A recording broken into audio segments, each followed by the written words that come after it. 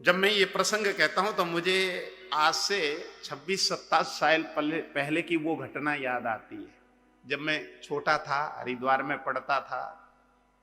हमारे गुरुजी हरिद्वार से दिल्ली कथा करने गए थे, भागवत जी। पंजाबी बाग इलाके में वो कथा थी।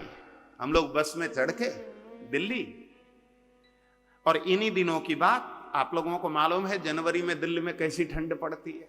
असुकड़ते हुए वहां पहुंच गए। उस समय कथाएं होती थी 2 टाइम की, 3 घंटे सुबह 3 घंटे शाम। और उससे पहले कलश यात्रा निकलनी थी, उससे पहले हमको पूजन कराना था। तो हम लोग रात के 3 बजे ही उठ करके नहाए धोए और 4 बजे तो पूजा कराने बैठ गए। जो यजमान थे वो बड़े आदमी थे, सुप्रीम कोर्ट के जज साहब थे, बड़े आदमी। उनके रिश्तेदार और वगैरह सब आकर, इसी प्रकार का भवन था, बड़ा भवन, उसमें आकर टिके हुए थे।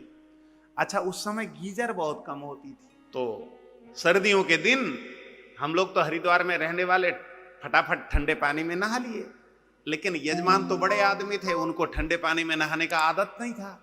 लेकिन रिश्तेदार ज्यादा आने के कारण उनको गर्म पानी नहीं मिली, उन्होंने ठंडे पानी से नहा लिया। तो पता नहीं क्या हुआ, उनको थोड़ी देर बाद बुखार चढ़ गई। पूजा में जब बैठे तो वो कपकपा रहे थे। उनके पुत्र ने डॉक्टर को बुलाया तो डॉक्टर ने आकर थर्मामीटर लगाई। उनको 104 का बुखार। जब 104 का बुखार, तो डॉक्टर ने कहा चलो जज साहब आपको हॉस्पिटल चलना पड़ेगा। वो हॉस्पिटल लेकर के गया। इधर कथा चलती रही, उधर वो इलाज कराते रहे। 7 दिन वो हॉस्पिटल में इलाज कराते रहे और इधर कथा चलती रही। और जब 7वें दिन की आरती जब हो रही थी, तब साहब सामने से आ रहे थे।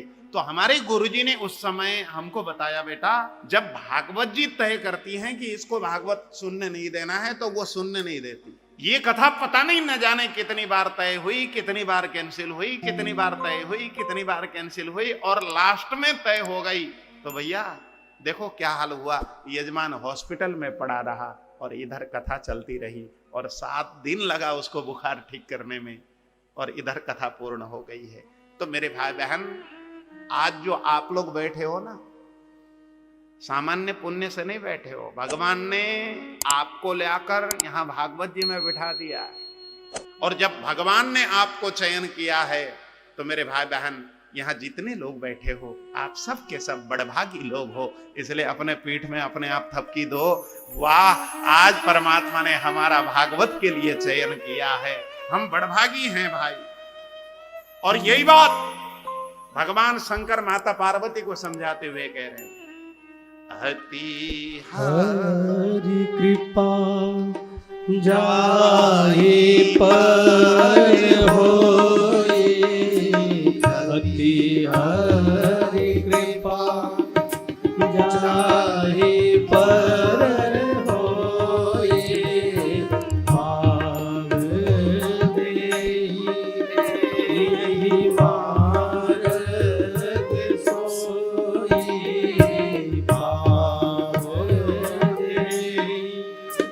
यही मार्ग सोए, पावत यही सर अति कठिनाई, आवत यही सर अति कठिनाई, राम कृपा